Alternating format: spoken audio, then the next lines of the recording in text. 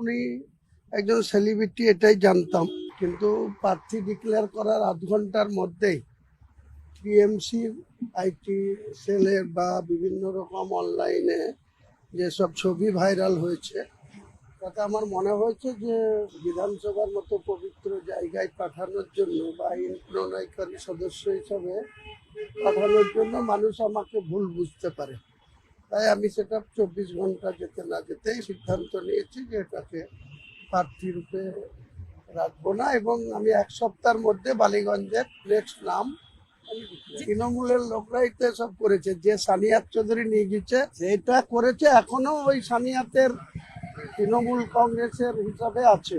তো সে যে প্ল্যান করে আমাদের কিছু লোককে দিয়ে ওটা ডায়াসে তুলে করেছিল, আমার তো সিদ্ধান্ত নিতে কোনো দেরি হয় না। উনি একজন সেলিব্রিটি এটাই জানতাম, কিন্তু প্রার্থী ডিক্লেয়ার করার আধ ঘন্টার মধ্যেই টিএমসির আইটি সেলের বা বিভিন্ন রকম অনলাইনে যেসব ছবি ভাইরাল হয়েছে তাতে আমার মনে হয়েছে যে বিধানসভার মতো পবিত্র জায়গায় পাঠানোর জন্য বা আইন প্রণয়নকারী সদস্য হিসাবে পাঠানোর জন্য মানুষ আমাকে ভুল বুঝতে পারে।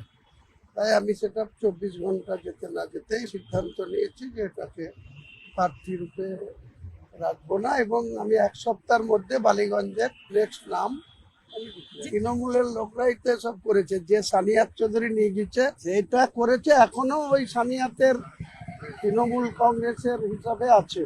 তো সে যে প্ল্যান করে আমাদের কিছু লোককে দিয়ে ওটা ডায়াসে তুলে করেছিল, আমার তো সিদ্ধান্ত নিতে কোনো দেরি হয় না।